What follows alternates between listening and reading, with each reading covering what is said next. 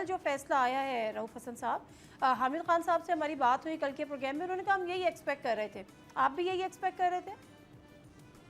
جی, حامد خان صاحب کے ساتھ بالکل میں ایگری کرتا ہوں. ان کا رویہ جو حامد خان صاحب کے ساتھ تھا, کل ہمارے بیانیے میں ان کے کچھ اسکٹس آئے ہیں, کچھ ان میں جو کہ چیف جسٹس کا اور باقی ایک دو اور جج صاحبان کا جو رویہ تھا, حامد خان صاحب جو کہ پاکستان کے one of the very few renowned lawyers ہیں, ان کی ساری نہ صرف پاکستان میں بلکہ پاکستان سے باہر بھی عزت ہے. جو ان کا رویہ ان کے ساتھ تھا وہ انتہائی متکبرانہ تھا اور انتہائی غیر مناسب تھا, انتہائی جج کو بہوف نہیں کرتا.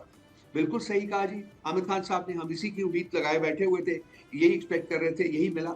انفارچونیٹلی جو پوٹینشلز ہیں اب وہ ختم ہو گئی ہیں. دیکھیں اس قسم کے جب بھی کوئی فیصلے آتے ہیں تو پھر ان میں دیکھیں اس ملک میں اس وقت جو حقیقت ہے وہ بڑی سمپل ہے, وہ یہ ہے کہ آئین نہیں ہے, قانون نہیں ہے اور جمہوریت نہیں ہے, اور ایک ڈھانچہ ہے جس کے اوپر ایک ان تمام چیزوں کا ایک لبادہ ڈالا گیا ہے. لیکن وہ جو لبادہ ہے وہ تار تار ہے اور اس میں سے سب کچھ نظر آ رہا ہے.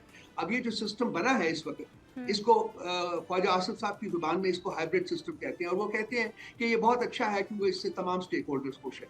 تو اب پتہ نہیں پاکستان کی قسمت میں یہی سسٹم ہے, کب تک ہے. رؤف صاحب معذرت کے ساتھ, یہ وہی سسٹم ہے جب آپ لوگ کے لوگ بھی خوش تھے, جب خان صاحب آتے تھے اور ہمیں بتاتے تھے کہ ہم سب ایک پیج پر ہیں, ہمیں کوئی ایشو نہیں ہے. پتہ نہیں کیسے لوگ الگ الگ پیج پر ہوتے ہیں. تو یہ وہی سسٹم ہے, وہاں اظہار نہیں ہوا تھا, یہاں اظہار ہو گیا ہے.